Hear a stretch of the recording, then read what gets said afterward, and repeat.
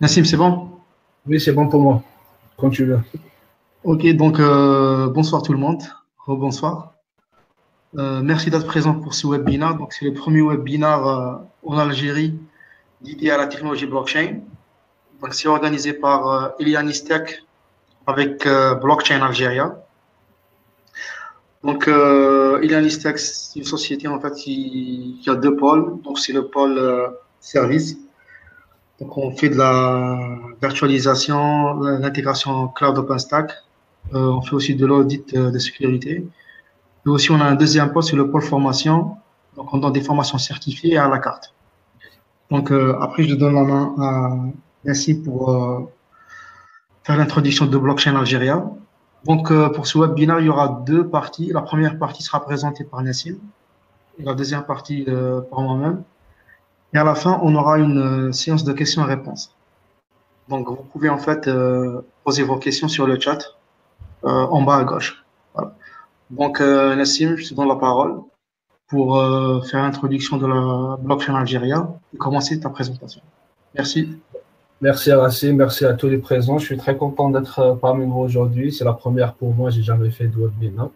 Donc, j'ai animé des concepts traditionnels, mais je trouve que c'est un concept qui est assez bien parce que ça nous permet de regrouper des personnes un peu partout dans le monde, que ce soit en Algérie ou bien à l'étranger. J'espère qu'il y aura des personnes qui nous suivent depuis l'étranger, afin de discuter des sujets qui nous intéressent, qui sont du présent et du futur. Donc, pour Blockchain Algérie, pour faire un peu court, au début, on a voulu créer une association pour regrouper les crypto-enthousiastes, donc tous ceux qui s'intéressent de près ou de loin à la technologie, et on accompagne les entreprises, les gouvernements, les particuliers sur la technologie blockchain.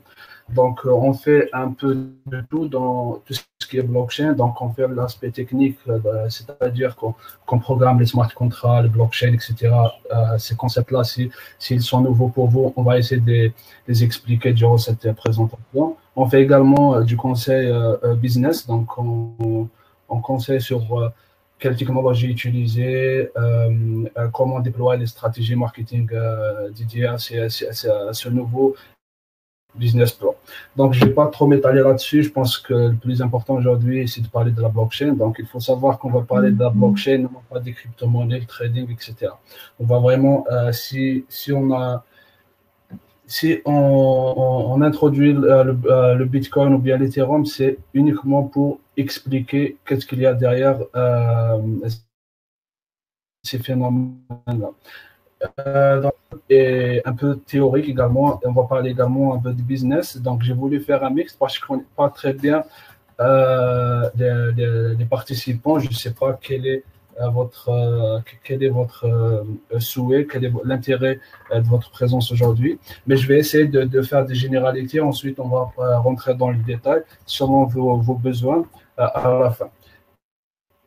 Donc, avant de commencer, permettez-moi d'essayer de présenter la blockchain. Donc, la blockchain, malgré que c'est un buzzword et ça s'annonce assez compliqué, mais on va essayer de la définir d'une manière assez simple, ou bien je pourrais même dire que c'est assez simpliste. Donc, la blockchain, c'est un registre distribué. Comme je le dis toujours, c'est un peu décevant de dire qu'un registre distribué va révolutionner le monde, mais vous allez voir le potentiel qu'a cette technologie. Donc, c'est défini comme un registre distribué ou bien une base de données distribuée. Pour commencer à lancer la couleur dès maintenant, dans le cas des crypto-monnaies, par exemple, la blockchain, elle enregistre l'historique des transactions, par exemple. C'est pour ça que c'est un registre distribué. Dans le cas du Bitcoin, par exemple, c'est une blockchain qui permet d'enregistrer les transactions depuis 2009 jusqu'à présent dans cette base de données. Cette base de données, elle a des priorités, donc elle est transparente. Dans le cas, par exemple, des crypto-monnaies, tout un chacun peut vérifier, peut lire tout ce qui a été écrit dans cette blockchain. Également, c'est transparent dans le mode de gestion, parce que c'est des codes open source. On va revenir sur ces concepts-là durant la présentation ou bien durant le débat. Donc, la blockchain également, elle est anonyme dans le sens où on utilise des technologies très, très sophistiquées, c'est-à-dire la cryptographie asymétrique, les hashages, etc., pour assurer la confidentialité des données des personnes. Donc, la blockchain, elle est utilisée actuellement, on va l'utiliser un peu partout dans tous les domaines. Elle est utilisée pour le transfert de monnaie, dans le cas des crypto-monnaies par exemple, faire une traçabilité des objets, s'assurer de l'intégrité des objets et remplacer le tiers de confiance. Et je vais m'arrêter sur ce point de remplacer le tiers de confiance parce que c'est justement là que présente la révolution blockchain. Parce que la révolution blockchain, c'est la révolution de la confiance. Vous allez trouver les articles que j'ai écrits là-dessus sur mon blog, www.nassimdeloire.com. Vous allez lire c'est quoi la révolution blockchain et pourquoi c'est une révolution de confiance. Donc, comment ça fonctionne? Là, je vais essayer d'être vraiment simpliste dans le mode de fonctionnement. Là, j'ai pris l'exemple de la blockchain Bitcoin. Donc, c'est assez simple. Il y aura une personne A qui veut transférer, par exemple, moi, je veux transférer à Rassim un Bitcoin. Donc, je lance l'opération.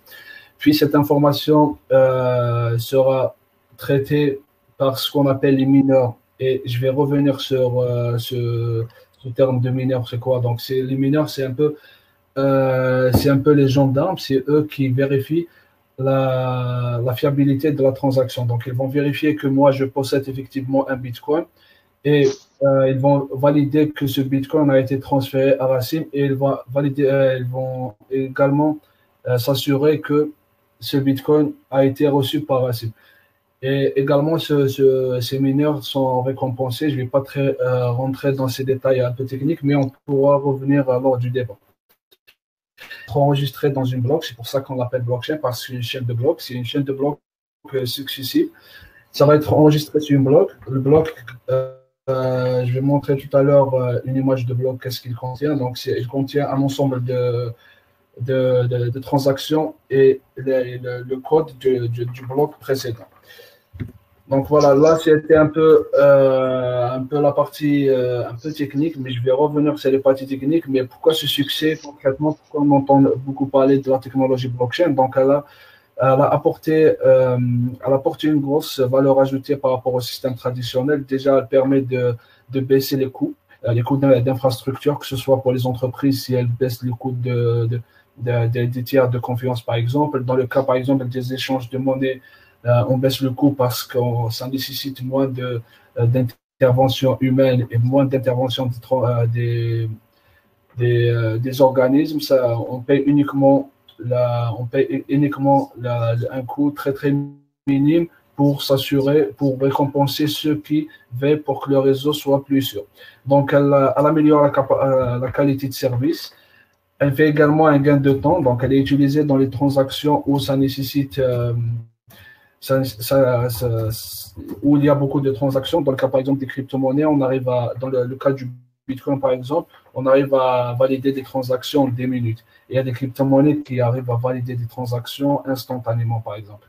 Elle élimine le risque de fraude et de falsification également, parce que c'est des technologies qu'on utilise très, très sophistiquées, que ce soit le registre distribué, la chaîne des blocs, etc. C'est tout ça qui fait que la blockchain est très sécurisée. Elle améliore la qualité, la confidentialité et la protection des données. C'est comme je l'ai dit tout à l'heure, c'est justement l'usage de la cryptographie, le hachage pour assurer la confidentialité des données de ceux qui sont connectés à cette technologie. Ça va aller d'une manière un peu pour les pays. Déjà, la blockchain, elle booste le troisième facteur de production. Actuellement, on a une économie qui est composée de 3 facteurs de production et non pas 2. Le troisième, avant, on avait le capital et le travail. Actuellement, on a le facteur de confiance.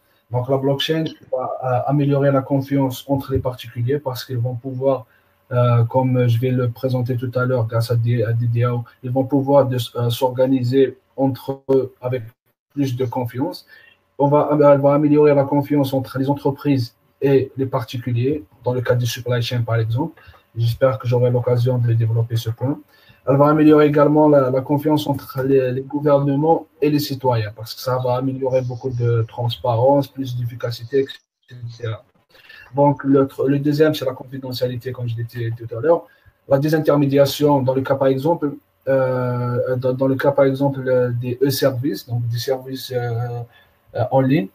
Grâce à la blockchain, on peut faire des instantanément, avec plus de fiabilité, les extraits de naissance, des permis, etc., sans pour autant avoir besoin à une intervention humaine. Et c'est inviolable dans le sens, déjà, un exemple pourquoi c'est inviolable, il y a beaucoup de personnes qui essaient de hacker les crypto-monnaies. Bon, les crypto-monnaies n'ont jamais été, parce que je donne l'exemple toujours des crypto-monnaies parce que c'est le domaine où la blockchain est la plus utilisée. Actuellement, on est plusieurs à essayer je ne suis pas parmi ceux qui essaient de hacker, mais il y a plusieurs personnes qui essaient de hacker les blockchains, les crypto-monnaies pour détourner l'argent, ils n'ont pas pu. C'est vrai que vous allez me dire que les exchanges ont été hackés, les wallets, etc., mais ça n'a aucun rapport avec les blockchains. Donc, il faut savoir qu'il y a 3 typologies de blockchain. Donc, la première typologie, c'est celle des particularités de ces blockchains, c'est que tout un chacun peut lire et écrire sur ces blockchains. Qu'est-ce que ça signifie concrètement? Ça veut dire que tout un chacun peut télécharger le logiciel, il va participer au réseau pour écrire, pour valider les transactions, par exemple, dans le cas des crypto-monnaies. Et tout un chacun peut lire sur ces blockchains. Donc, on peut la télécharger les historiques et lire ce qui a été écrit sur ces blockchains. Donc, le deuxième et le troisième, ça se ressemble un peu. Donc, il y a les blockchains privés. La blockchain privée, c'est des blockchains où tout un chacun peut lire sur ces blockchains, mais ils ne peuvent pas écrire. Donc, ceux qui vont valider les transactions seront prédéterminés. Et c'est la même chose dans le deuxième, c'est le blockchain semi-centralisé, c'est un peu la même chose, mais ce ne sera pas uniquement un organisme qui va valider, mais un groupe d'organismes qui sera prédéterminé. Ces deux derniers exemples, c'est utilisé beaucoup plus dans les entreprises, ou bien dans le cas des blockchains semi-centralisés, c'est utilisé également dans les crypto-monnaies, par exemple. Mais ce n'est pas très général dans les crypto-monnaies parce que les crypto-monnaies, c'est vraiment des blockchains publics qu'on a besoin, vu qu'on a besoin de plus de transparence, que tout un chacun participe, c'est une économie de partage, etc. etc. J'espère que je ne vais pas très vite, Racine. C'est bon, Nassim, c'est bien. C'est bon, très bien. Donc voilà, là, je vous montre une petite image de ce qui est composé un bloc, parce qu'on parle de blockchain, mais on doit voir concrètement sur quoi une chaîne de blocs. Donc, vous pouvez voir sur le premier bloc, le bloc 35, pardon. Donc, ça va être le H, l'ensemble des chiffres de 0, 1, les chiffres et les lettres. Ça signifie, c'est le nom du bloc précédent. Donc, ce qui va être enregistré sur une blockchain, donc il y a le nom ou bien l'identifiant du bloc précédent, plus l'identifiant, comme on peut le voir, la première phrase, donc les chiffres et les lettres, où c'est écrit proof of work. Donc là-bas, c'est l'identifiant du bloc 35, et plus un ensemble de transactions. Donc, c'est l'ensemble de transactions, etc. Mais il faut savoir que chaque bloc des blockchains, ça diffère. Donc, il y a ceux qui ont 1 méga, par exemple, il y a les blocs qui ont 8 mégas, 4 mégas, etc. Tout dépend de notre configuration de cette dernière. Le bloc 34, c'est la même chose, en fait. On a l'identifiant du bloc, précédent et l'ensemble de transactions, etc., jusqu'à l'infini. Donc, ce qu'on peut voir ici, donc par exemple, le bloc 30, par exemple, si pour hacker le bloc 33, il faut hacker les blocs précédents et les blocs d'après. C'est pour ça qu'elle a c'est pour ça qu'on dit c'est inviolable. Également, elle a une particularité, c'est que c'est des registres distribués un peu partout dans le monde. Donc, il faut que quelqu'un s'amuse à changer le registre dans le monde de ce qui a été écrit sur ces blockchains. Donc voilà, Racine m'a demandé de parler un peu de la différence entre le Proof of Work et le Proof of Stake. Donc il faut savoir que les Proof of Work et les Proof of Stake, c'est des méthodes qu'on utilise pour valider les transactions. Dans le cas du Bitcoin, on utilise le Proof of Work, c'est-à-dire qu'il y a des personnes qui valident, comme je l'ai expliqué tout à l'heure, qui participent à la sécurité du réseau. Donc, ils vont valider qui possède quoi, etc., etc. Et pour cela, on utilise la puissance de calcul, c'est-à-dire on utilise les machines qui vont résoudre un puzzle, et ils vont résoudre un problème mathématique, et le premier qui va résoudre ce problème mathématique, il aura le droit de valider les transactions. Donc, par contre, pour le Proof of Stake, c'est le preuve d'enjeu. Donc, c'est la preuve de détention. Dans le cas des crypto-monnaies, c'est la preuve de détention du nombre de crypto-monnaies.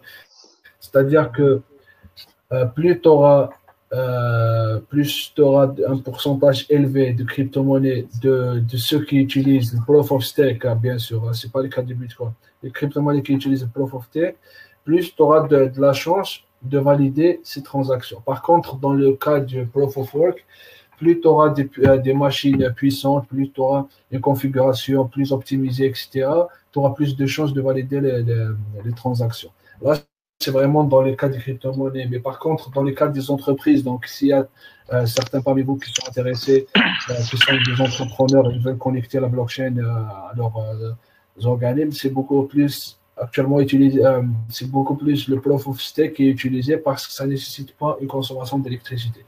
Donc, vous pouvez voir sur ce tableau les différences entre les méthodes. Donc, on a, pour ce qui est du Proof of Work, c'est un protocole de consensus objectif. C'est-à-dire, je ne vais pas trop m'étaler là-dessus, mais si vous voulez, on va revenir lors des questions. Donc, c'est un protocole qui suit la chaîne la plus longue. C'est pour ça qu'on dit que c'est un protocole objectif. Il est plus sécurisé parce qu'on utilise la puissance de calcul. Donc, c'est très. On va pas s'amuser. On va pas s'amuser à acheter la puissance de calcul parce que c'est très cher pour avoir les 51%, sauf s'il y a par exemple un consensus entre les personnes pour avoir 51% pour détourner cette chaîne de blocs. Et c'est dans le cas des crypto-monnaies, les crypto-monnaies qui utilisent les Proof of Work, c'est des crypto-monnaies qui ont une valeur. Parce qu'en fait, il y a une contradiction actuellement. On dit pour le cas du Bitcoin, toujours, on dit que le Bitcoin n'a pas de valeur dans l'économie réelle. Et puis, de l'autre côté, on dit que ça consomme beaucoup d'électricité. Et c'est là qu'il y a une incohérence parce qu'en fait, la valeur du Bitcoin, par exemple, c'est vraiment ce qu'on utilise pour produire ce Bitcoin. C'est la même chose pour le PC qu'on a entre les mains actuellement. Donc, ce qu'on paye dans le PC qu'on a entre les mains, c'est la matière première pour produire ce PC-là, puis la marge, puis le marketing, etc., etc. Et c'est la même chose dans le Bitcoin. Donc, ce qu'utilisent les mineurs pour vendre leur premier Bitcoin, c'est justement le coût de production. Et lorsque je dis le coût de production, je parle du coût des machines qu'on utilise pour produire cette valeur-là, le coût d'électricité, le coût d'entretien, etc., etc. Donc, pour les crypto-monnaies qui utilisent le Proof of Work, c'est des crypto-monnaies qui ont une valeur, vu que c'est des crypto-monnaies où on utilise une ressource pour les accueillir. Donc, pour ce qui est du Proof of Stake, c'est un protocole de consensus qui n'est pas objectif. Donc, c'est la raison pour laquelle il n'y a pas de calcul particulier dans le Proof of Stake.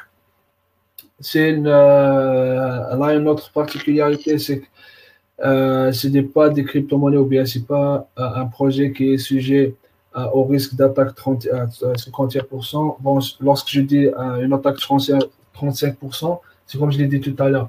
En fait, ceux qui possèdent 35% de production ou bien qui détiennent 35% Dans le cas du Proof of Work, ceux qui ont 35% de capacité de calcul, ils vont valider, et ils peuvent détourner la chaîne de blocs. Donc, parce que en fait, parce que la chaîne est objective. Donc, elle va suivre la chaîne la plus longue. Par contre, dans le cas des Proof of Stake, personne ne va s'amuser à s'acheter 51% de cette crypto-monnaie parce que sinon elle n'aura plus de valeur parce que dans le cas des crypto-monnaies, c'est vraiment la valeur, elle est relative à la confiance qu'on émet pour cette dernière. Et pour ce qui est, je reste toujours dans le proof of stake, donc c'est des monnaies qui ne sont pas inflationnistes parce qu'en fait on les émet dès le début. Par exemple, si on décide de créer une crypto-monnaie entre nous après ce webinaire et on décide de créer 21%, on va mettre 21 millions d'unités. On va mettre les 21 millions d'unités au lancement du projet. C'est pas le cas dans les proof of work parce qu'en fait, ça se produit progressivement. Donc voilà, c'était un peu également la partie technique, mais on peut revenir à des questions-réponses s'il y a encore des ambiguïtés par rapport à ça. Mais d'habitude, je fais l'historique avant, mais là, j'ai voulu faire l'historique après. En fait, parce que là, on a vu en fait le fonctionnement de la blockchain de Bitcoin. Mais il faut savoir qu'il y a eu actuellement il y a eu trois générations de blockchain. Donc la première génération, c'était des blockchains qu'on utilisait dans le transfert d'actifs, dans le cas par exemple du Bitcoin, le Litecoin, etc. C'est des blockchains qu'on utilise pour enregistrer les transactions qui se font dans le réseau. Il y a eu la deuxième génération de blockchain qui est la plus connue d'entre elles, c'était l'Ethereum qui a été créé par Vitalik en 2013. Donc, elle a ramené cette blockchain une nouvelle particularité, c'est qu'on peut enregistrer des smart contracts dans cette dernière. Les smart contracts, il y aura Rassim qui va développer ce concept et moi je vais en parler un peu lors de ma présentation. Mais la particularité, c'est vraiment les smart contracts, les ICO, donc ça permet de lever de fonds grâce à des blockchains, etc., etc. On va revenir sur ces termes-là. La troisième, c'est actuellement la blockchain, elle interagit avec d'autres technologies. Donc on interagit avec les RFID par exemple, etc. Et elle est utilisée actuellement, ça commence à être utilisé dans les grands groupes, dans les entreprises, etc. Donc voilà, pour les smart contracts, moi je ne vais pas m'étaler sur le concept, je vais laisser Racine qui a déjà préparé une très belle présentation. Mais je vais parler un peu des DAO, je vais parler des dApps, donc les applications décentralisées. Donc les DAO, c'est quoi? Les DAO, c'est un smart contract. Donc c'est un smart contract qui permet aux organisations de s'organiser sans intervention humaine et qui s'exécute automatiquement. Donc, je vais donner un exemple assez concret pour comprendre en fait c'est quoi une DAO. C'est, par exemple, nous, les participants de ce webinaire, on va décider de créer une assurance entre nous. On va se dire, on va payer, tout un chacun va émettre, par exemple, 1000 dinars chaque mois. Et s'il va pleuvoir au mois d'avril, le contrat va s'exécuter automatiquement pour avoir le remboursement. Donc ça, c'est une organisation, on s'organise sans besoin d'avoir de tiers de confiance, on s'organise entre nous, donc entre les participants, sans faire appel à une assurance pour faire cette prestation. Donc pour les applications décentralisées, c'est un peu la même chose. Donc c'est des applications où on utilise un smart contract toujours. C'est Racine qui va expliquer les smart contracts. On utilise des smart contracts pour que c'est des applications qui vont être décentralisées. Dans le cas, par exemple, de Messenger, un Messenger qui est développé sur la blockchain, par exemple, si moi je fais une phrase, j'envoie un message à Racine, salut, ça va Racine. Donc le salut va être envoyé sur une partie de la planète.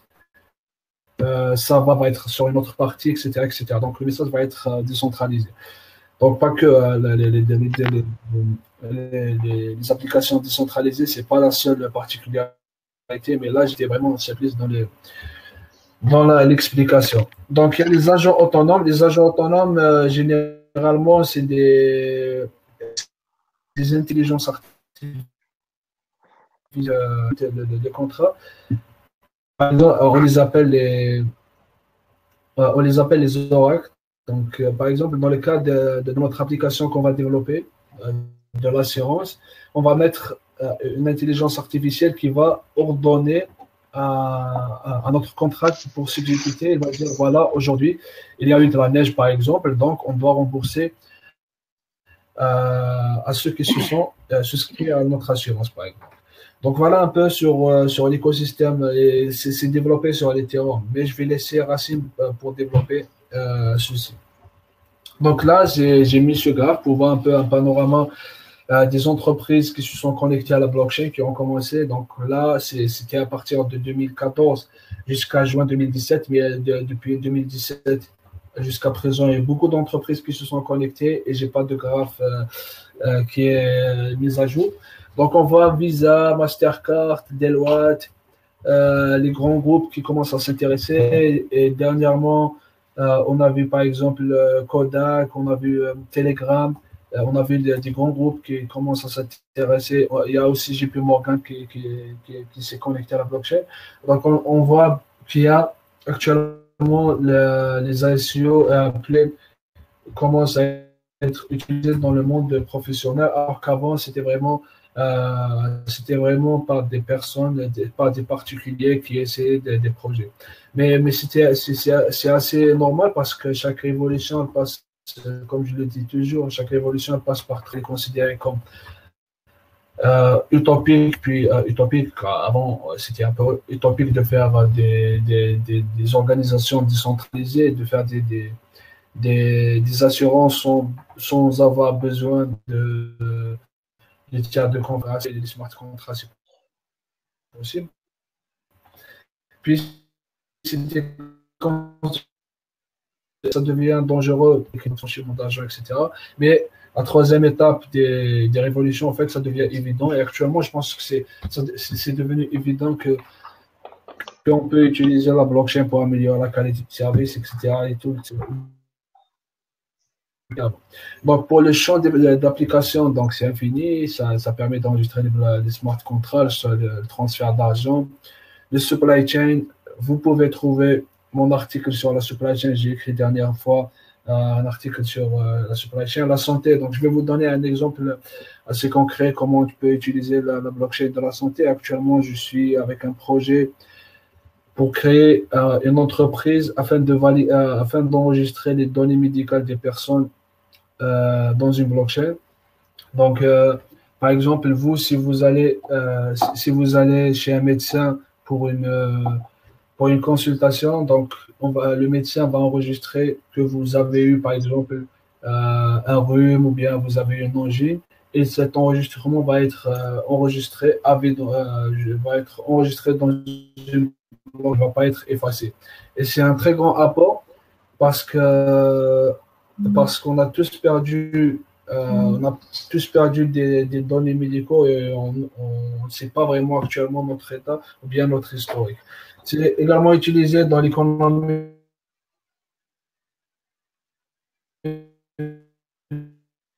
de partage, etc., etc. Mais grâce à la blockchain, on peut décentraliser Uber. Donc, on va permettre de faire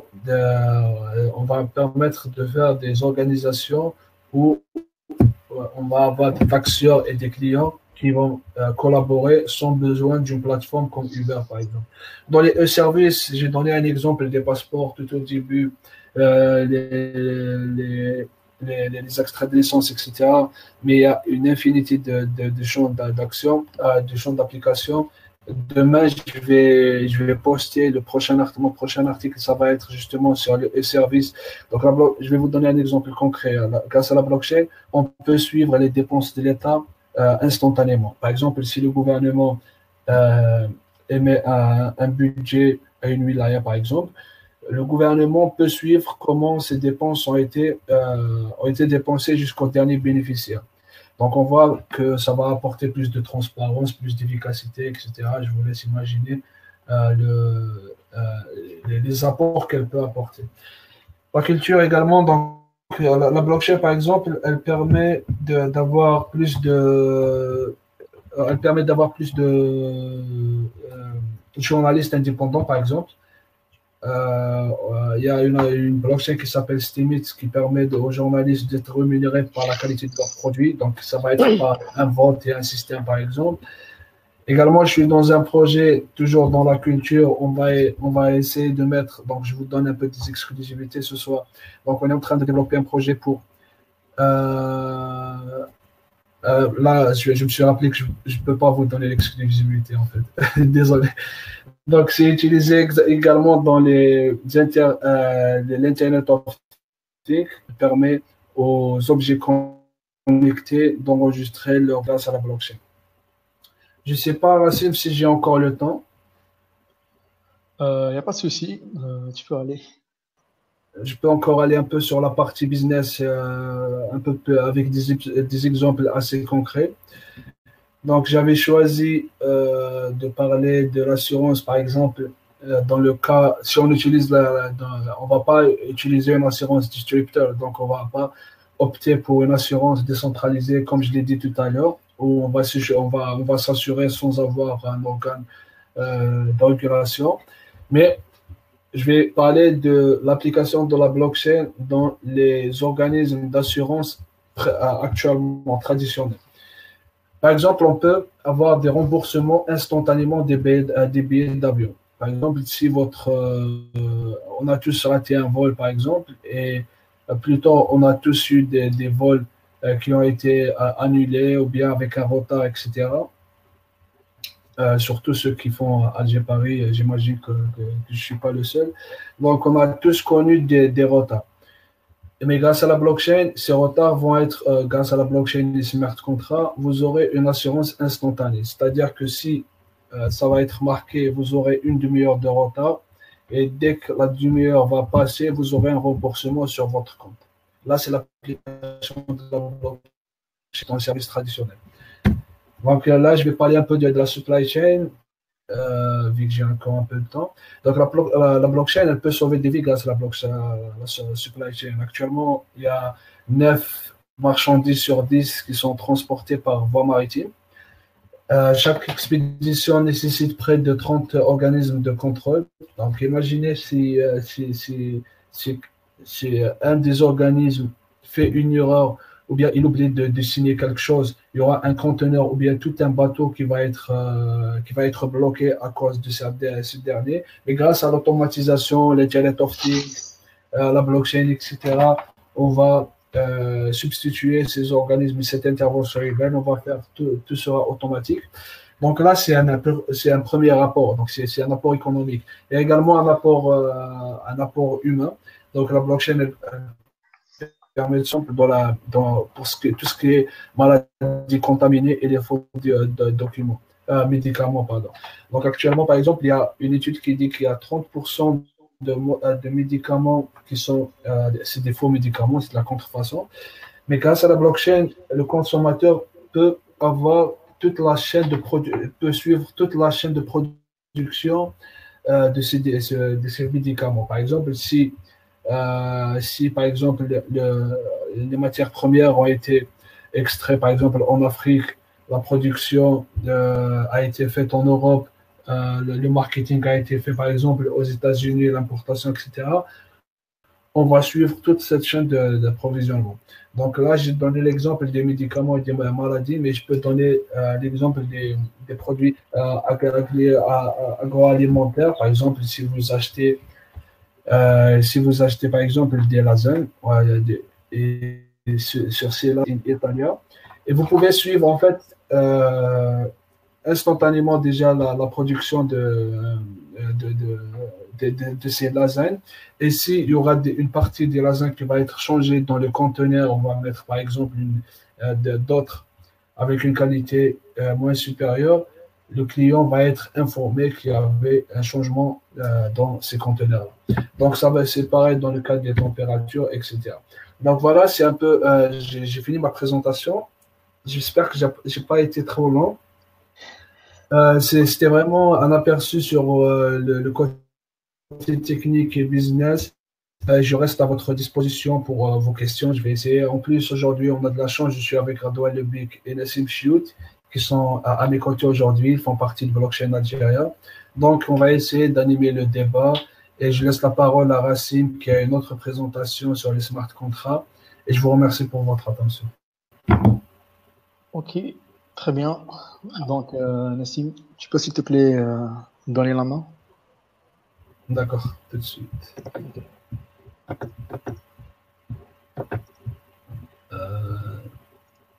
Est-ce qu'en fait, vous voyez mon écran, Oui, ma présentation? oui, Anna Lanichouf. Tout le monde voit la présentation. Smart contract. Oui, moi je vois. J'ai ça devant mon écran.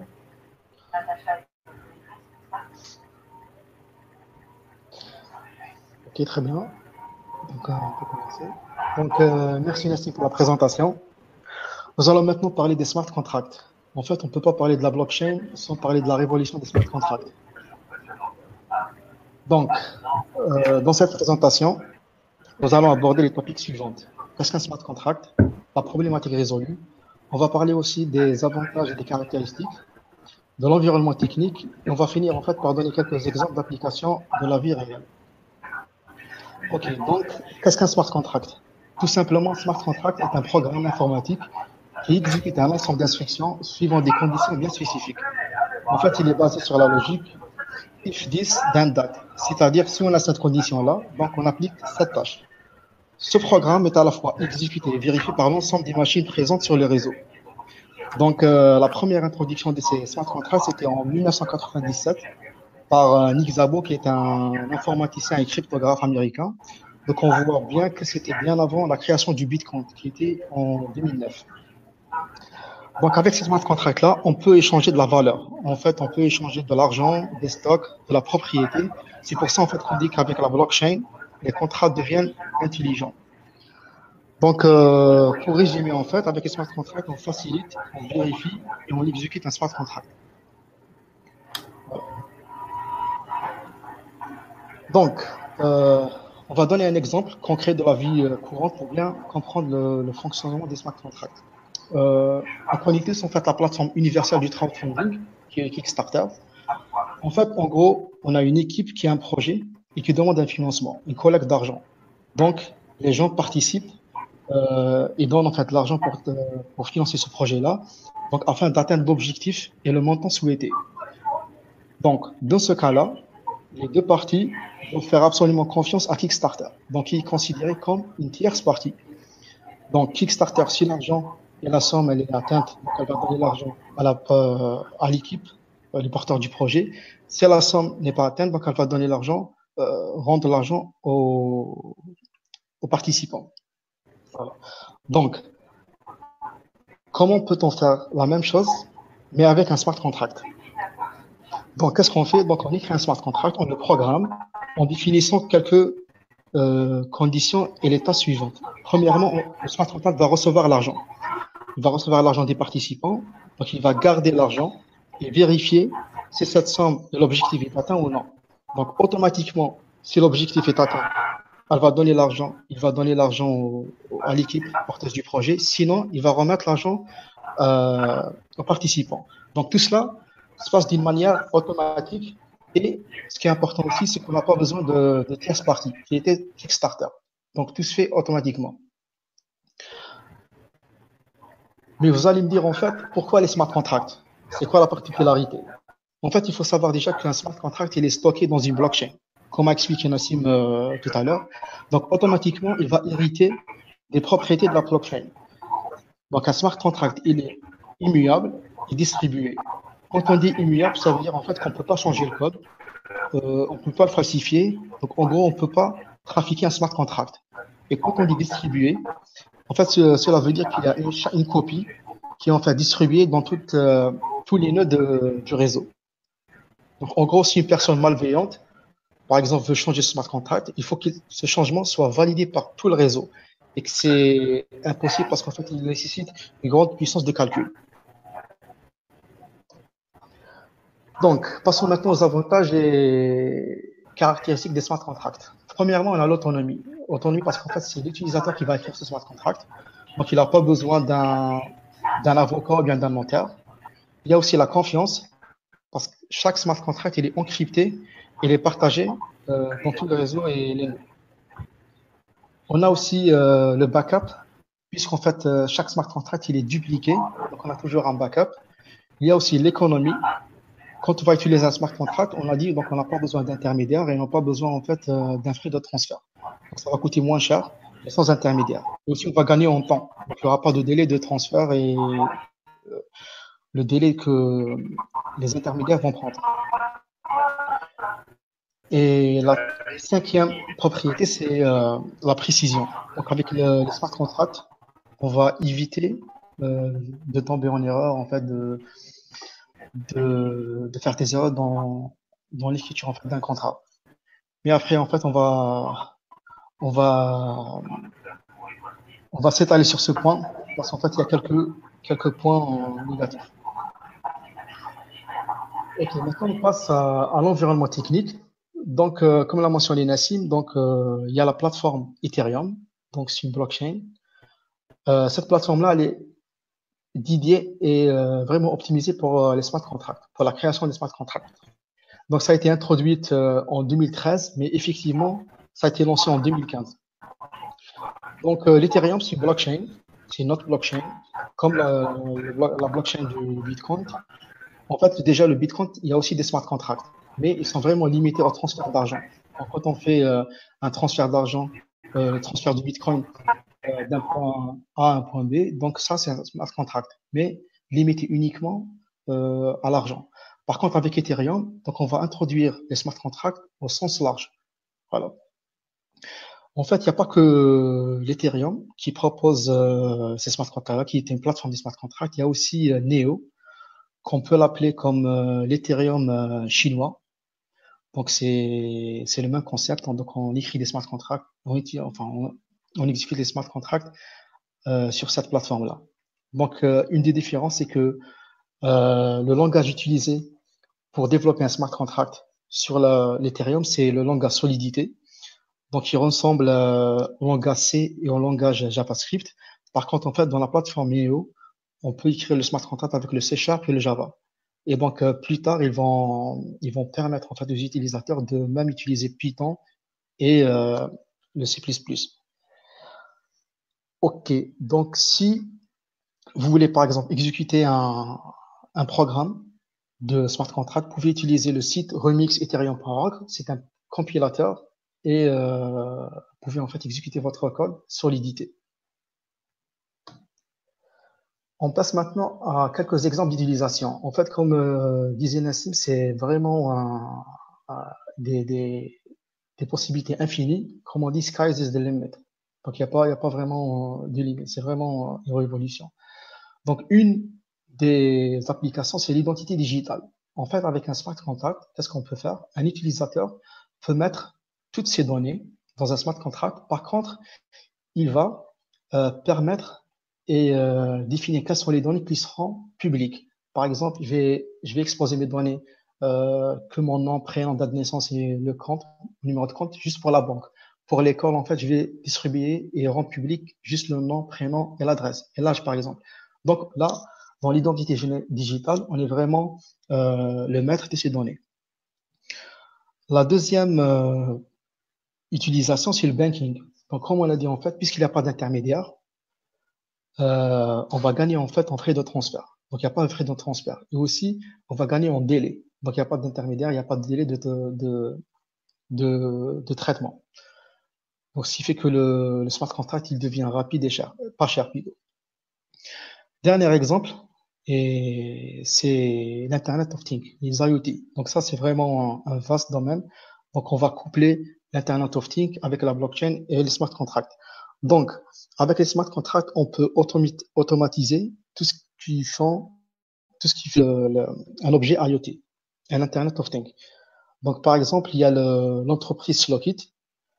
Donc, on peut considérer ça comme le Airbnb automatisé. Par exemple, le Slowkit, qu'est-ce qu'ils ont? Ils ont des serrures connectées. Donc, sur un smart contract, on va dire, voilà, donc le 15 avril, enfin le 15 du mois, si on reçoit l'argent du loyer, donc automatiquement, la serrure va s'ouvrir. Donc, elle va rester ouverte, enfin, on peut la contrôler pendant 30 jours. Si, par contre, le loyer n'est pas reçu, le 15 du mois. Donc, automatiquement, cette serrure-là connectée avec l'aide de smart contract, donc elle va être bloquée. Donc, voilà. Dernier point, c'est que pour les smart contracts, il n'y a pas que les points positifs, il y a aussi en fait quelques points négatifs. Je vous donne un exemple, justement avec Slowkit. C'est qu'on a dit qu'un smart contract il est écrit par un utilisateur, un développeur. Donc automatiquement, un développeur peut se tromper, donc peut faire des erreurs dans l'écriture de son programme. Parce qu'en fait, dans smart contract, on dit code is law. Ça veut dire en fait que le code c'est la loi. Je vous donne un exemple simple. En 2016, donc la société Slowkit, donc ils ont fait il y avait un second en fait smart contract pour la levée de fonds. Donc ils ont levé à peu près 50 millions. Ils ont mis ça dans un smart contract. Donc qu'est-ce qui s'est passé, c'est que il y avait un bug dans ce smart contract et un hacker il a pu en fait prendre ces 50 millions là. Donc il a pu transférer avec un bug qui était dans le smart contract, transférer de l'argent depuis ce compte-là de Slowkit vers son compte. Donc automatiquement, il y a eu un gros problème. Est-ce qu'on va laisser ça, ce hack, se faire, 50 millions, ou bien on va modifier en fait tout le code d'Ethereum en fait, il va faire un hard fork pour éviter ce problème-là. Donc en 2016, il y a eu un fork, un split de blockchain. Donc il y a l'Ethereum qui est resté Ethereum, qui a en fait modifié le code pour récupérer l'argent. Et de l'autre côté, il y a l'Ethereum classique, qu'on appelle Ethereum classique, en fait, qu'ils ont dit, nous, notre philosophie, code is law. Donc, il y a un problème, il n'y a pas un problème, on continue dans notre philosophie, donc code is law. Voilà. Donc, comme disait Nassim, il y a plein d'applications. Et puisqu'en fait, on parle de quelques idées, quelques exclusivités, donc on a la dernière fois parlé d'un potentiel projet de smart contract, c'est faire une librairie universelle décentralisée. Par exemple, avec l'aide de smart contract, j'ai un livre, j'ai des morceaux de musique que je peux partager avec un autre. Donc, dans ce smart contract, je vais programmer donc pendant un mois, pendant 30 jours ou pendant une certaine durée. Donc, je vais donner le livre. Après cette durée-là, donc il va me rendre le livre. Donc, on aura une sorte d'Amazon décentralisé. Voilà. Et pour un autre exemple aussi, pour le bénéfice des smart contracts de la blockchain, donc dernièrement, Dubaï, ils ont, dans leur stratégie, d'ici 2024, donc ils vont économiser 400 millions de feuilles de papier concernant l'administration. Donc c'est vraiment un truc énorme. Voilà. Donc c'est OK pour moi. Je laisse en fait, on passe aux questions. Donc, si vous avez des questions, vous pouvez les poser sur le chat. Et voilà. Donc, il y a aussi il y a YouTube, le streaming live YouTube. Il y a aussi des questions. Il y a des gens aussi qui posent des questions sur le live YouTube. Voilà.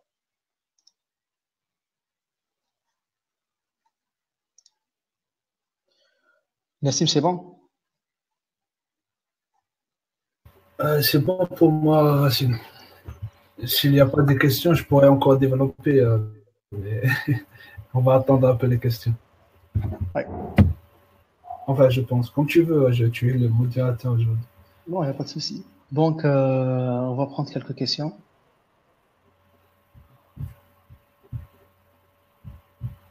Donc, une question est pourquoi en fait on a parlé de la blockchain avant de parler de la crypto-monnaie? Donc, ça c'est une bonne question parce qu'en fait, un des buts de ce webinaire-là, c'est d'enlever la confusion entre la blockchain, comme technologie, et la crypto-monnaie. En fait, la blockchain, c'est une technologie, donc avec plusieurs applications. Et une des applications, c'est la crypto-monnaie. Voilà. Nassim, si tu peux ajouter quelque chose. Parce qu'en fait, je t'envoie aussi une autre question. C'est concernant la législation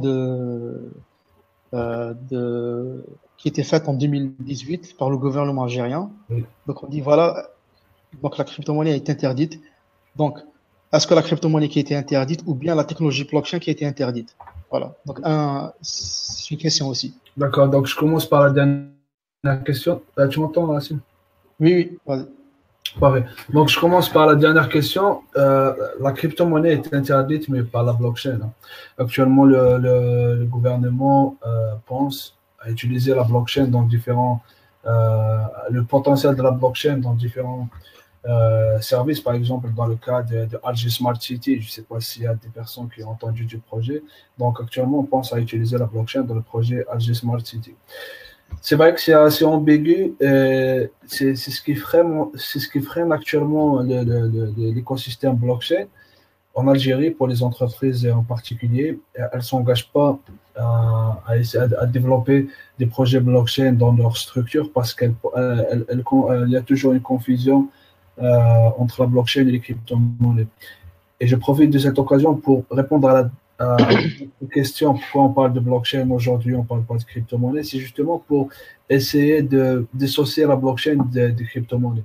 Parce que la blockchain, c'est vrai qu'elle est utilisée beaucoup plus dans les crypto-monnaies, mais il faut savoir qu'elle a un champ d'application beaucoup, beaucoup plus large de cette dernière.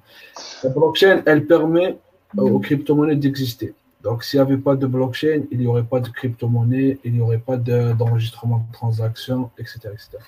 Mais à mon avis, tous les deux concepts, c'est des révolutions, hein, que ce soit les crypto-monnaies, le Bitcoin, etc., et la blockchain. La blockchain, c'est un outil qui permet d'enregistrer uniquement, mais la philosophie qu'il y a derrière, c'est justement c'est grâce au Bitcoin qui a amené cette nouvelle philosophie de monnaie alternative, de réduire les coûts, d'être sa propre banque, etc.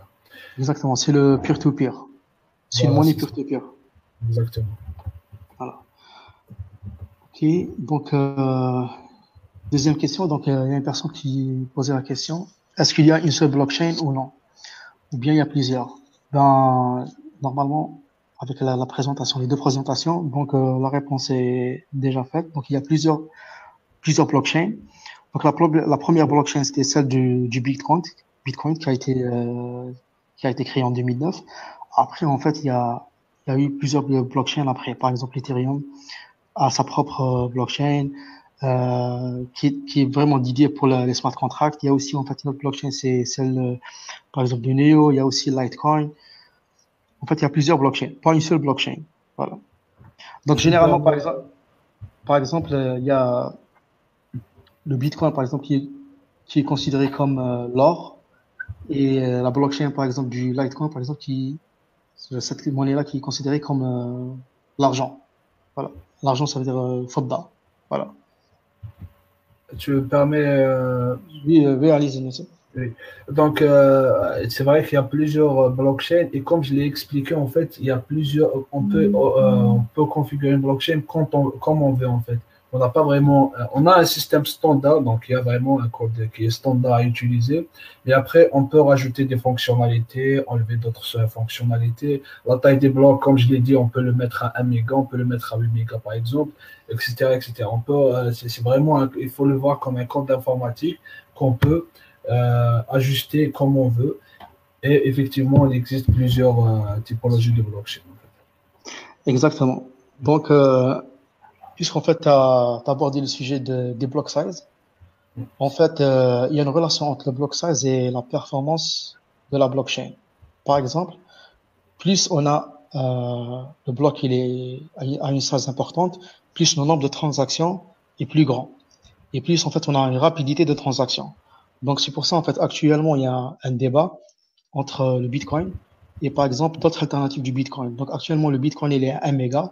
Donc, avec 1 méga dans la block size, on peut faire à peu près 7 transactions par minute. Par contre, par exemple, il y a une autre alternative qui est due au fork, c'est le blockchain Cash, enfin le Bitcoin Cash. En fait, il utilise 8 mégas. Donc, on a on peut faire plus de transactions par minute, en fait. Donc, ça devient plus rapide et avec un nombre de transactions plus important. Donc, la première équipe veut rendre le Bitcoin comme étant une valeur digitale, en fait, comme l'or.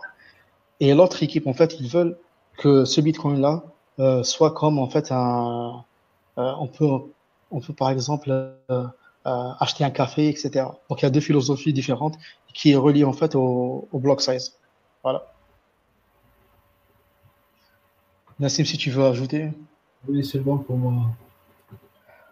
Ok.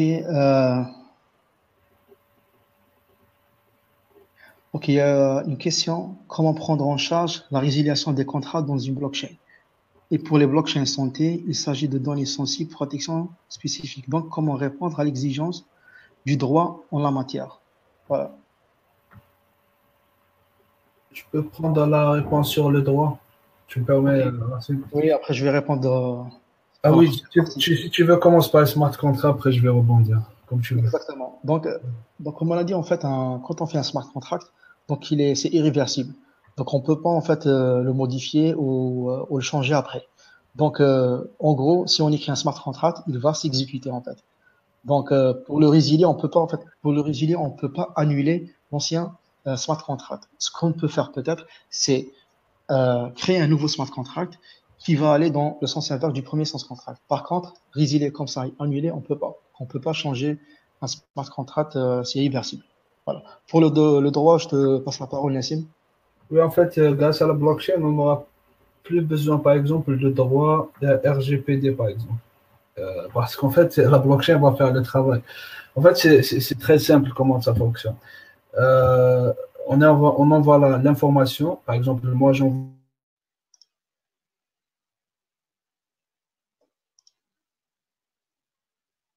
Voilà, c'est ce qu'on appelle la fonction de hash. Donc, on a fait l'information. Alors, par exemple, 1000 caractères, on va la réduire à une série de chiffres et de lettres. Et ce hash-là va être l'information qui va être enregistrée sur une blockchain. Ça va pas, c'est pas tout le texte ou bien toute l'information qui va être enregistrée. C'est juste un identifiant de l'information qui va être enregistrée. Et lorsqu'on explique ceci, on comprend très bien qu'après, la base de données n'aura pas vraiment des informations confidentielles vu que c'est une série de chiffres et de lettres. Donc, on n'aura plus besoin de droit grâce à la blockchain vu que la blockchain, déjà, c'est un droit. Euh, Ça, c'est pour le code. J'espère que j'ai été précis dans la réponse. Ok. Donc, il y a une autre question, en fait.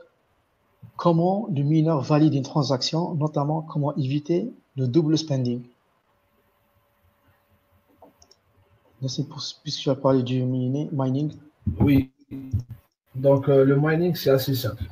Donc, en fait, ce que fait les mineurs, c'est ils ont un puzzle. Il faut le voir vraiment comme un puzzle.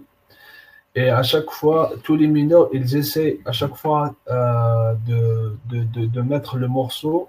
Et celui qui trouve le morceau le plus adapté avec la taille, etc., ce sera lui qui va valider la transaction. Donc, le travail du mineur, déjà en lui-même, comme je l'ai expliqué lors de la présentation, il va vérifier si moi je possède effectivement la valeur, par exemple. Et si je l'ai transféré, et il va valider que effectivement je l'ai transféré et Racine l'a reçu. Donc voilà.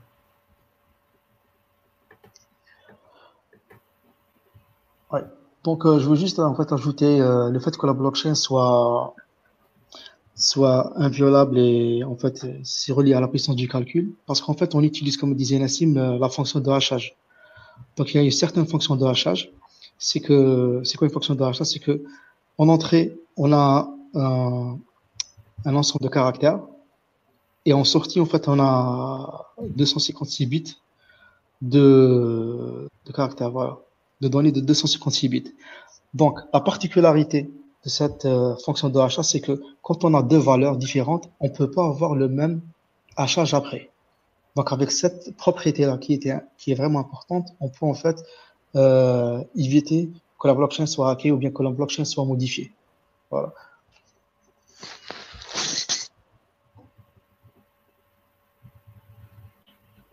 Ce qu'on appelle en fait anti-collision. Donc, il n'y a pas de collision. Donc, la collision, on dit qu'il y a une collision, c'est que quand on a deux valeurs différentes, ils ont la même valeur de sortie.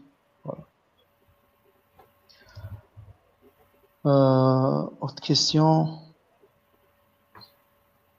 Ok, il y a une autre question sur YouTube.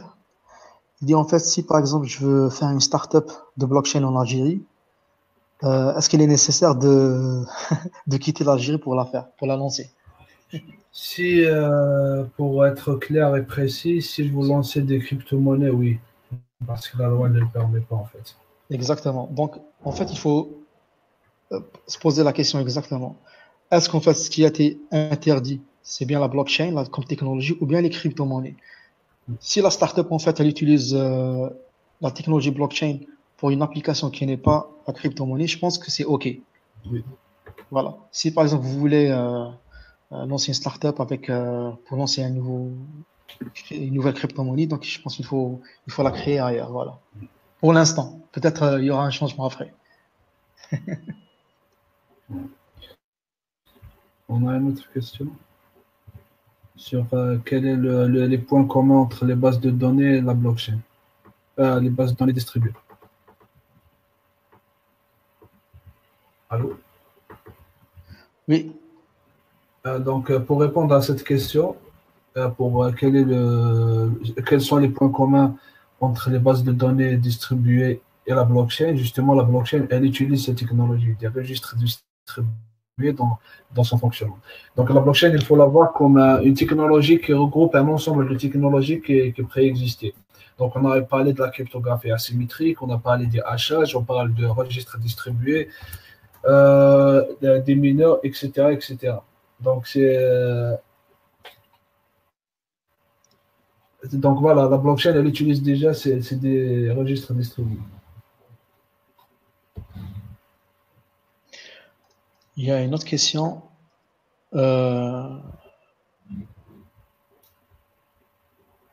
les télécoms, quel type de blockchain peut-on créer? Je pense qu'il y a une équipe en fait qui a fait une sorte de blockchain et crypto-monnaie dédiée aux télécoms. J'ai oublié son nom.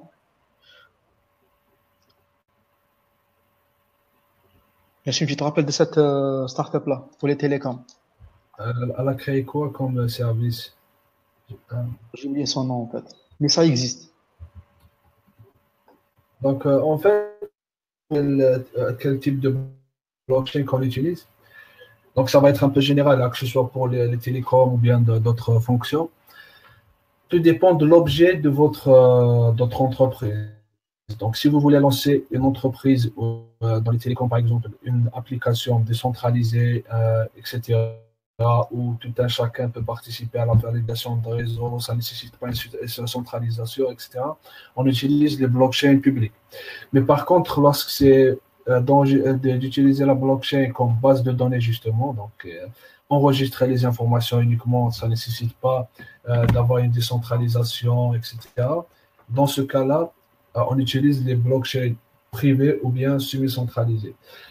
Donc, l'apport entre les avantages et les inconvénients entre les deux, en fait, pour ce qui est quelques avantages des blockchains publiques, les blockchains publiques, elles sont plus sûres parce qu'en fait, les ledgers, donc le livre, est distribué sur un ensemble de nœuds du réseau, donc un ensemble de personnes ou bien d'organismes. Par contre, dans les blockchains privées, c'est la base de données, ça va être enregistré uniquement sur une seule personne ou bien un organisme. Donc après, tout dépend de votre projet. Si vous voulez que le projet soit décentralisé, il faut opter sur une blockchain publique. Si vous optez sur un projet qui va être centralisé, vous utilisez la blockchain uniquement pour profiter des avantages, notamment un gain de temps, moins de coûts, plus de confidentialité, falsification, etc. Vous pouvez utiliser les blockchains privées. Ok. On a une autre question sur YouTube. To learn all about blockchain, do I need to have an advanced level in data structure? Donc, pour répondre à cette question, donc il faut juste savoir que la blockchain est une structure mathématique en fait. On appelle ça une liste chaînée. C'est quoi une liste chaînée? C'est que quand on a un élément A, donc on va avoir un élément B qui est en relation avec l'élément A. Donc c'est une liste chaînée. Donc on applique un algorithme qui a connaissance a déjà parlé. Donc on calcule la fonction du hachage, donc on fait la signature, donc on a le deuxième bloc. Donc c'est une liste chaînée. Donc pour la blockchain, il faut juste savoir en fait manipuler les listes chaînées. Voilà. Et plus précisément, c'est une liste chaînée inverse. Parce qu'il y a plusieurs types de listes chaînées. Donc, comme data structure, oui, il faut avoir un minimum pour comprendre la structure mathématique de la blockchain. Voilà. Nassim, si tu veux ajouter quelque chose? Moi, c'est bon pour moi. Donc, il y a une autre question. Est-ce que la blockchain privée est réellement une blockchain dans la mesure où un organe central contrôle les accès? En fait, le mot blockchain, par définition, c'est une chaîne de blocs. Donc, du moment où on utilise une chaîne de blocs, on peut considérer que c'est une blockchain. Mais après, comme j'ai dit tout à l'heure, tout dépend des objectifs, hein. Donc, si on utilise une chaîne de blocs et les technologies qu'utilisent les blockchains, les technologies standards, c'est-à-dire le hachage, la cryptographie asymétrique, on peut considérer que c'est une blockchain. Mais si vous parlez je sais que peut-être que cette personne, elle est assez nue par rapport aux crypto-monnaies. Donc, si c'est dans le cas des crypto-monnaies, si une crypto-monnaie d'une blockchain privée, elle centralise le tout, là, ça, c'est pas un projet fiable parce qu'en fait, les crypto-monnaies en elles-mêmes, elles utilisent des blockchains pour justement la décentralisation et avoir un management collaboratif et et fonctionner par consensus, en fait. Donc, oui, une blockchain privée peut être considérée comme une blockchain du moment où elle utilise registre distribué, etc. Mais si vous parlez, si votre question est plutôt tournée, est-ce que les blockchains privées sont applicables dans le cas des crypto-monnaies? À mon avis, non, parce que c'est des crypto-monnaies qui seront centralisées et donc elles ne changent pas du système traditionnel qui est centralisé aussi par les banques, etc. Juste, je vais rebondir sur le dernier point, Nassim. Donc, à 99%, toutes les crypto-monnaies sont centralisées, sauf en fait le fameux Ripple, qui est bien aimé par les banques. Décentralisé, tu veux dire? Non, en fait, je veux dire en fait que 99% des crypto-monnaies sont décentralisées, sauf, Oui, décentralisé. ouais, sauf le Ripple, le fameux Ripple qui est, je pense, que c'est la seule crypto-monnaie qui est centralisée et qui est bien aimée par les banques. Voilà. Juste pour une Exactement. remarque. Tu viens Juste de pour- signaler ce point, en fait.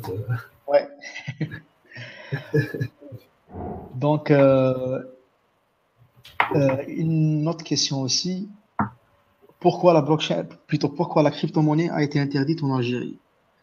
Donc, moi, je peux répondre par potentiellement 2 points. Donc, on n'est pas vraiment dans leur tête. Mais je pense, à mon avis, enfin, un des points, le premier point, c'est que avec la crypto-monnaie, en fait, c'est anonyme.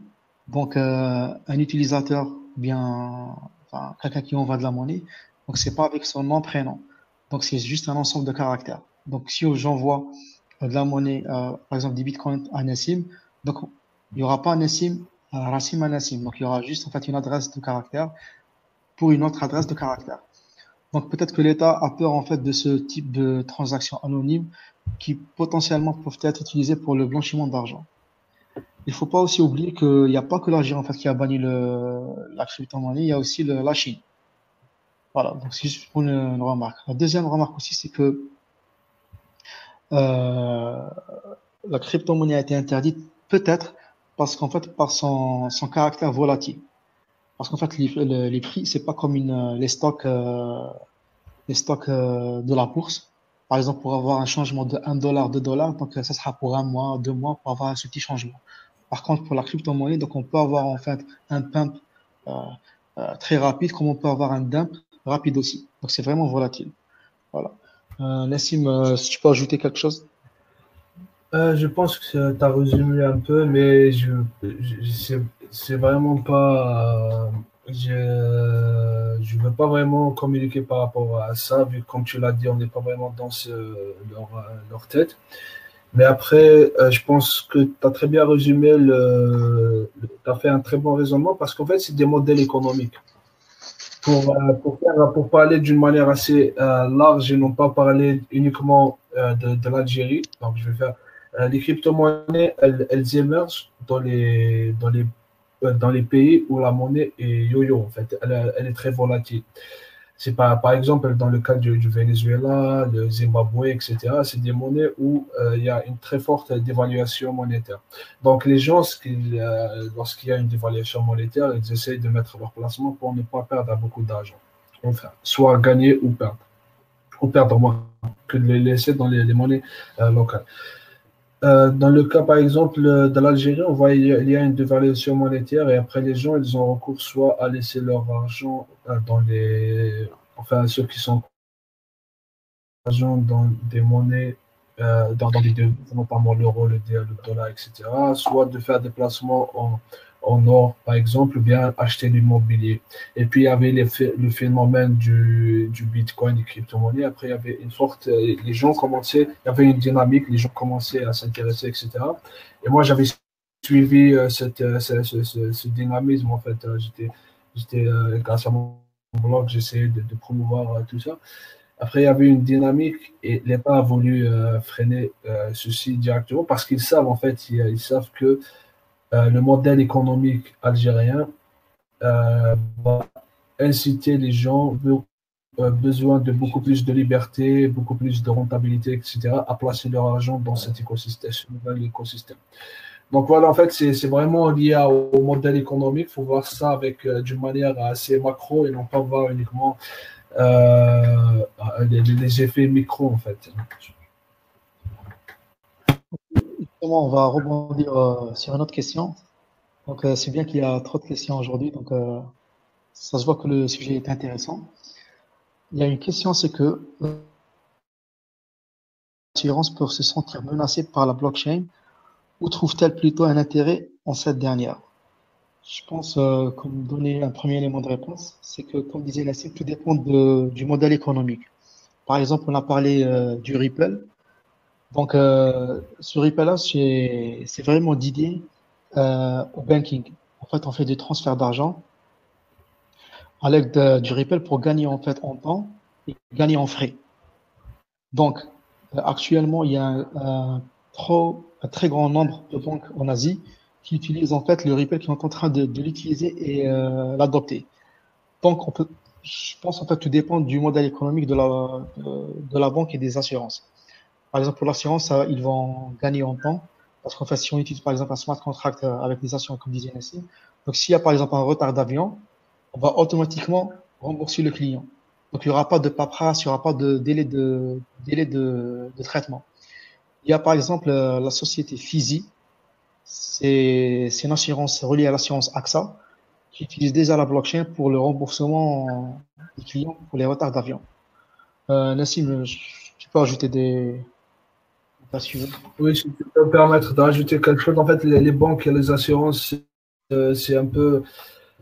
Il y a une incohérence dans leur modèle, en fait, dans leur dire, en fait, parce qu'en fait, d'un côté, ils disent que les crypto-monnaies, c'est une arnaque. Je prends l'exemple du Morgan, hein. Ils disent que les crypto-monnaies, c'est du pensée, etc. Et d'un autre côté, ils utilisent la blockchain et les crypto-monnaies dans leur modèle de production. Donc, on a parlé de. Oui, oui, c'est vrai. Donc, j'avais suivi cette tendance-là. Parce qu'en fait, la blockchain, c'est vraiment. Tout dépend de notre usage. Comme toute technologie, un couteau, par exemple, on peut utiliser un couteau pour tuer quelqu'un ou bien pour couper les pommes de terre, par exemple, pour faire des frites. Donc, c'est la même chose un peu pour la blockchain. Donc, on peut l'utiliser pour améliorer la qualité de service et tous les apports que j'avais cités précédemment. Et on peut l'utiliser également pour d'autres fins. Dans le cas des banques, c'est une très grande opportunité pour elles. Par exemple, dans le cas du Ripple, on utilise la blockchain pour faire pour éliminer la chambre de compensation, en fait. Donc, pour compenser, parce que les banques entre elles, lorsque vous retirez, par exemple, 1000 dinars d'une banque, et c'est pas votre banque, la banque va compenser, etc. Et elle utilise la blockchain pour justement avoir un système plus sûr, plus fiable et plus rapide. Pourquoi je dis toujours il y a une incohérence dans le modèle, dans ce que disent les banques au niveau mondial. Là, je ne parle pas du côté de l'Algérie parce que les banques algériennes n'ont pas communiqué par rapport à ça. Mais je pense qu'en Algérie, ils ont vraiment compris qu'elles peuvent utiliser, que ce soit les banques ou tous les établissements financiers. Elles ont compris qu'il y a vraiment une valeur ajoutée qu'elles peuvent apporter. Donc, pour ce qui est, j'allais dire, des cas de l'incohérence, en fait, pour rebondir à l'incohérence, la blockchain dans les économies numérisées, dans le cas de l'euro par exemple, on utilise pratiquement le même système que la blockchain. Comme je l'ai dit tout à l'heure, la blockchain, elle regroupe des technologies donc ils utilisent pratiquement les mêmes, mais c'est pas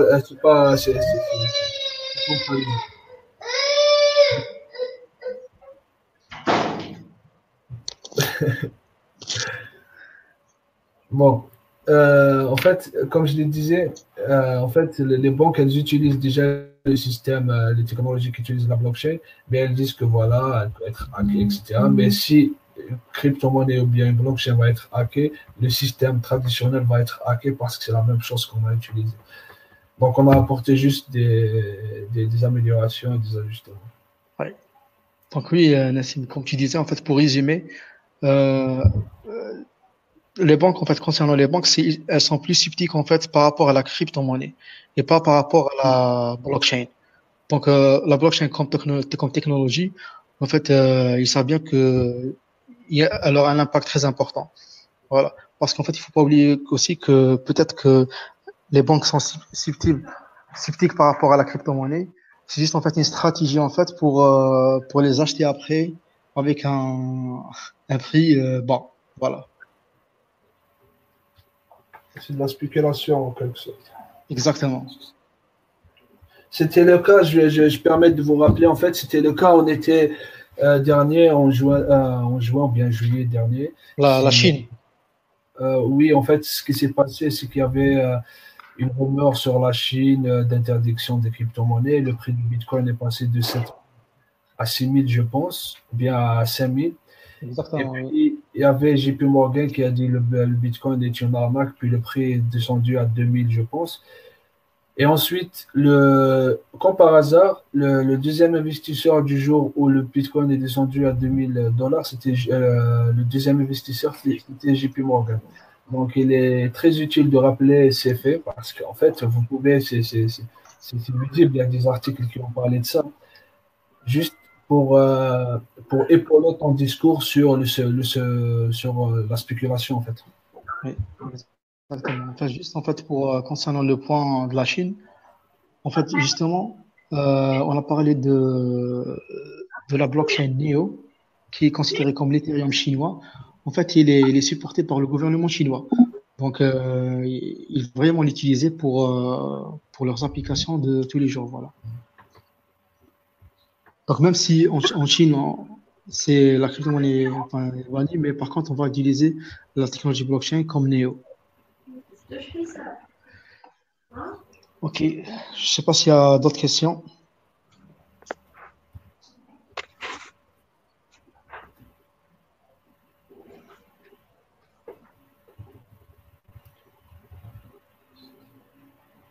Je crois qu'on a une question qu'on n'a pas répondu. C'est laquelle? Si tu permets, celle sur le supply chain. Comment les bases de données normales ne répondent pas à ce besoin, en fait. Ok, vas-y, merci.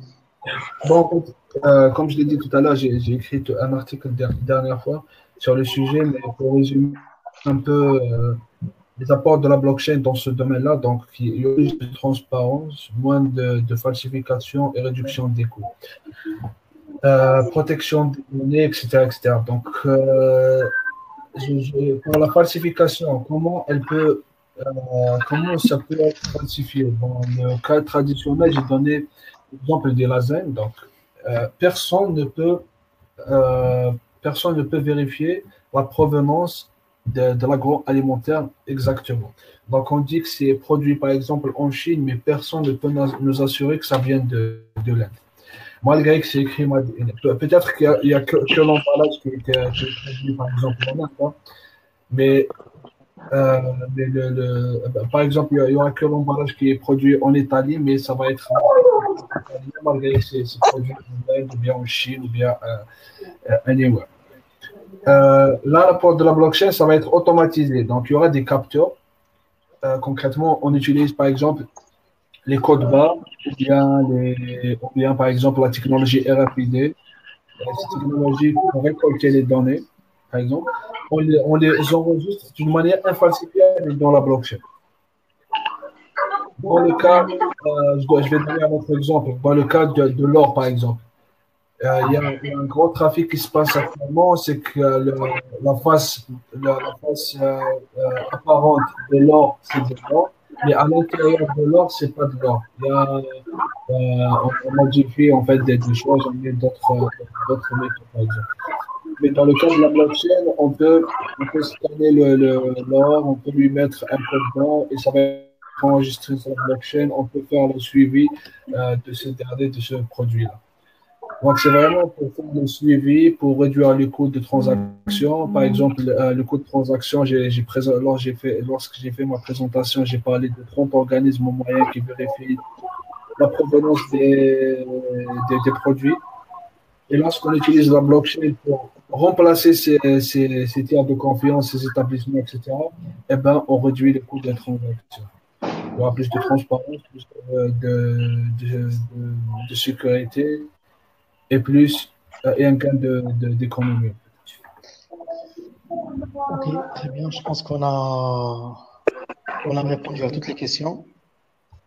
Il y a juste une autre question. Il disait quels sont les livres références. Peut-être en fait si vous pouvez laisser votre email. Moi et Nassim, on va faire une collection de livres et de ressources qu'on va envoyer. Donc pour une introduction à la blockchain et voilà. Oui, avec plaisir. J'ai des livres en format PDF que je peux partager avec vous. Exactement. Moi, le livre qui me vient à l'esprit, en fait, c'est le fameux livre Mastering Bitcoin du fameux Andreas Antonopoulos. Ouais. Donc ça, c'est parmi les livres références en fait. Donc si vous laissez votre email, on va vous envoyer. J'ai des livres téléchargés qui sont déjà disponibles, je peux les partager. Mais sinon, pour faire un peu de promotion pour moi, vous pouvez consulter également mon site. J'écris pratiquement chaque semaine, je traite un sujet. Et je aujourd'hui, ou bien un article sur les services et la sécurité de la blockchain. Qu'est-ce que fait la blockchain et comment on l'utilise pour le Très bien, très bien. Donc, vu en fait le nombre de questions, je pense que la présentation a été intéressante. Donc, personnellement, je pense que c'est un webinaire réussi. Donc, on va discuter avec Nassim. Peut-être qu'il y aura potentiellement d'autres webinaires. On va voir. C'est d'accord, Nassim? C'était vraiment un plaisir pour moi. Et je vous remercie pour la pertinence de vos questions. C'était vraiment un plaisir. C'était enrichissant. Et ça fait toujours plaisir de discuter de la blockchain, des crypto-monnaies. Peut-être qu'on n'a pas parlé des défis et des limites de la blockchain. On n'a pas eu le temps de discuter de cela. On n'a pas parlé de l'emploi également. Parce qu'en fait, il y a des limites qu'on n'a pas développées. Peut-être ce sera avec plaisir d'organiser un autre événement, un autre webinaire pour discuter de ces choses-là et parler un peu plus de détails, en fait, concrètement, comment monter le blockchain, etc. Exactement. Donc, moi aussi, comme tu disais, Nassim, donc, on va peut-être travailler sur des webinaires un peu plus, par exemple, techniques pour les développeurs. Comment, par exemple, concrètement, faire une blockchain avec du JavaScript. Comment, par exemple, créer un smart contract avec Solidity. Donc, ce sera vraiment des webinaires un peu spécialisés. Et en parallèle aussi, on peut faire des webinaires généralistes. Voilà. Donc, de mon côté, je vous dis merci. Et au prochain webinaire, merci Nassim pour ta contribution, une riche contribution. J'espère qu'il y aura d'autres. Merci, Rachid. Merci depuis Kinshasa. Merci, j'ai vraiment apprécié, même si il n'était pas vraiment à l'honneur. Merci. Ok, on tâchera à la résoudre dans le prochain webinaire. Merci beaucoup. Ok, merci, bonne soirée, au revoir. Au revoir. Merci, Racim. Au revoir.